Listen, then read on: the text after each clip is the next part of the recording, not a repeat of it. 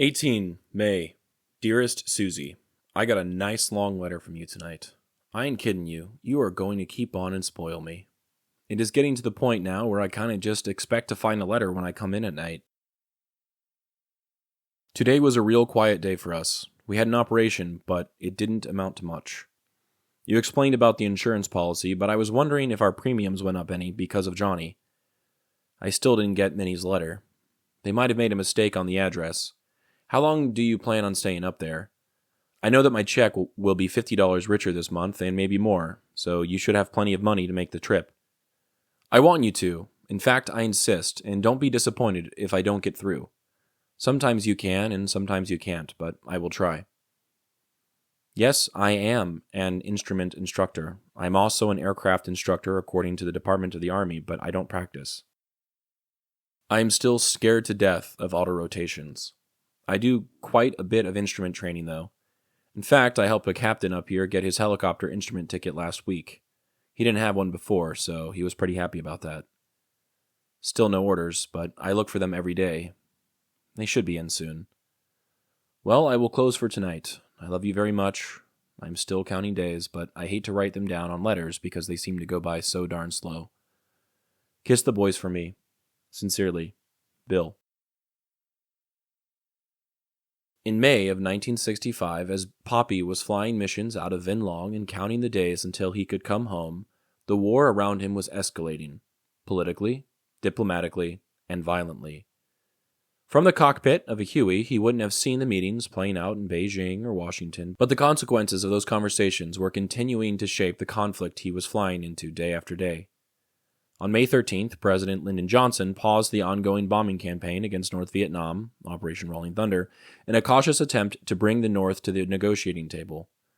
But North Vietnam wasn't buying it. They dismissed the pause as a public relations stunt, accusing the U.S. of trying to disguise an even greater escalation of the war. Meanwhile, Ho Chi Minh traveled to China to meet with Mao Zedong. He promised that North Vietnam would carry the weight of the war themselves, but asked for more support. Mao agreed, offering anti-aircraft crews, engineers, supplies, and military aid, but with one condition. Chinese troops would not enter the fight unless the U.S. invaded North Vietnam directly. By the end of the month, 160,000 Chinese personnel were quietly stationed in the north, not to fight, but to build roads, airfields, and defenses, all of it laying the groundwork for a war that was rapidly expanding behind the scenes. In Washington, not everyone was convinced that deeper involvement would lead to victory. One of Johnson's advisors, Clark Clifford, wrote him a letter urging caution. Keep the troop numbers low, he warned, or risk stepping into a quagmire. It's a word that would come to define the American war in Vietnam, but in 1965, it was still more warning than reality. Back in South Vietnam, an internal instability continued. A handful of officers and civilians, many of them Catholic and connected to previous coup attempts, were arrested on charges of plotting to assassinate Prime Minister Quat and kidnap General Key. Meanwhile, Senator Ernest Gruening, one of the only two voices in Congress who had opposed the Gulf of Tonkin resolution the year before, publicly called for a full investigation and the withdrawal of U.S. troops from Vietnam. In hindsight, it reads like a warning few were willing to hear. All of this was unfolding as Popi was writing letters home about his monkey's antics, silk gifts, and what size shirts to buy for the boys. It's a strange thing to hold both timelines in your hands, the personal and the political. But that's part of what this project is all about, tracking one man's life against the broader current of history and seeing how those currents eventually pull us all forward. The photo I chose for today depicts a helicopter flying in the air. The photo shows the side of the aircraft. In the back is clearly a man with a machine gun. Below, a river is cutting through the countryside.